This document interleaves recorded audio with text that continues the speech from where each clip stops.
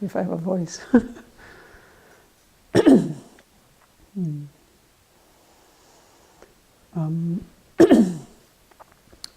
This last weekend we had a Sharing the Dharma Day, and we had a really beautiful meditation led about loving kindness, and had the opportunity to think about that and then try to bring it into my day at different times. And I was thinking today how we have these habits of mind that sometimes are quite wonderful and sometimes drive us kind of crazy, and that it's interesting to think about how that mechanism works and how we are very habitual.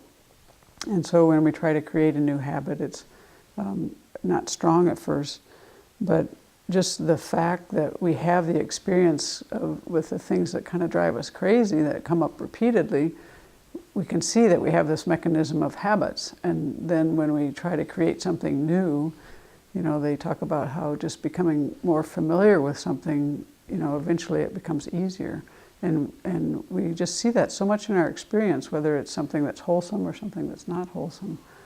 So I think that this mind that has a feeling of loving kindness and wants to extend kindness to others, I was quite taken by the thought that it is part of all of our constructive thoughts. And so I think that maybe it broadens my view of what loving kindness really is.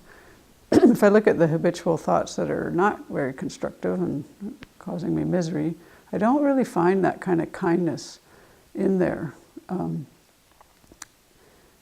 There's not a friendliness towards myself or towards anyone else at that moment, even if it's something that's not very strong.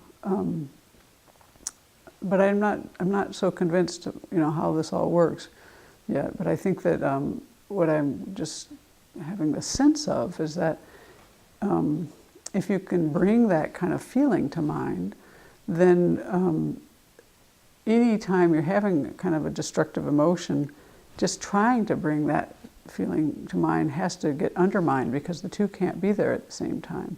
And so as we try to change these habits, it seems like quite a valuable tool. And I hadn't really quite thought of it in a broader way. I guess I'm thinking of like we usually, if you have a habit of, say, of getting irritated or having any kind of anger come up in the mind, then we've learned loving kindness as an antidote for that. But I'm also noticing that there's other states of mind. If it's a part of all constructive states of mind. I guess I was thinking a lot about doubt this morning.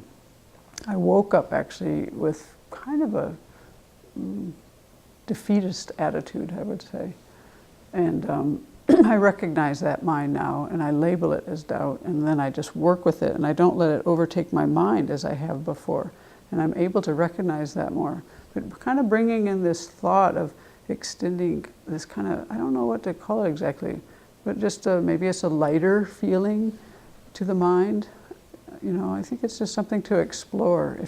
If it's true what the Buddha said, that all our constructive thoughts have some kind of metta in them, then what is that? What is it in our experience? Because what is the antidote to doubt? Well, I don't know. I don't know what the near enemy and the far enemy are of that. It seems like it would be like faith is the reverse of that in my mind, like some kind of conviction. But I'm not so sure. I'm kind of really just things that I'm pondering today I haven't really settled on. But I think it's just sharing the process and inviting you to do the same.